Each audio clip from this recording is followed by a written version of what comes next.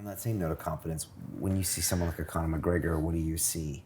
Because again, we saw him come back after quite a long layoff and some losses, and have confidence that, probably wasn't built with some guy hyping him up backstage. Yeah. Like, you must see things in Conor that I can't see because you taught people for so long. Well, what do you see there? He's a remarkable character. MMA fans are incredibly harsh, and they tend to base all of their assessments of an athlete on their last performance. With Conor McGregor, he's incredibly gifted at what he does, and he has obvious limitations in the things that he doesn't do. And that tends to create very extreme performances where it's either brilliantly dominant or in some cases mediocre, and in other cases like absolutely flawed. So for example, when he fought Chad Mendes, he looked quite limited in the opening rounds, getting taken down repeatedly. But then when the takedown stopped, suddenly he looked brilliant again. With Khabib, he never really got a chance to get his game going in any serious fashion, and he just looked very limited. But when he can play his strong points, he's very, very impressive indeed. And he's got that highlight reel element to him. He's got an ability to pull attention to him, which is quite unique and extraordinary. If you look at the discrepancies in pay-per-view numbers between when he appears and when he doesn't, it's just night and day. Like he has a charisma. There's many different kinds of charisma. He has one form of charisma, which is obviously very, very powerful. I think it just comes from that larger than life look.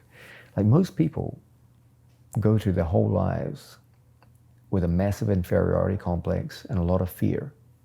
Okay, we're afraid of looking like a fool. We're terrified of failure. And most of us see ourselves as an underdog fighting around people who are much smarter than us, much more physically gifted than us. And as a result, we go through life kind of timid. And there's a strong attraction looking at someone who's the exact opposite of that, who goes through life completely confident in everything they do with no fears whatsoever. And that's a definite form of charisma. Like there's an attraction to that. And that's what Conor McGregor brings. On those big moments as well, he goes all in. Yes. And when most of us would hold back a little, ensure ourselves a little, and he doesn't, and he represents, maybe that limitless possibility of think about the idea of he always makes predictions for fights, and some of them are unerringly accurate, and that takes a lot of confidence, man. Like fighting is the most chaotic thing imaginable. Like anything can happen at any moment, and his style of fighting is particularly chaotic, where you make one mistake and you get caught. It's over. It's not like grappling where you can make many mistakes and still recover and win. In fisticuffs, you get one good clip on the jaw, it's done. And occasionally he does screw up. Like with Khabib, he got hit with a heavy overhand and almost dropped. But to have the confidence in with that style to say, okay, this is how I'm going to win, this is how it's going to be, that points to something really impressive. He's very, very gifted, and he has tremendous vision when he fights, sees everything. And you watch the slow motion replays of him, and he's watching a punch go by. Like most people, the eyes are all over the place, and the eyes are the foundation of your defense. Like everything, defense and offense, comes from your eyes first. Your eyes are your greatest weapon. Everyone talks about this is your weapon. No, your eyes see everything. When danger comes, the eyes alert, and the eyes see possibilities for attack. And the thing you always see with Conor is the eyes are always watching, never closing, never off his opponent. And you physically see him.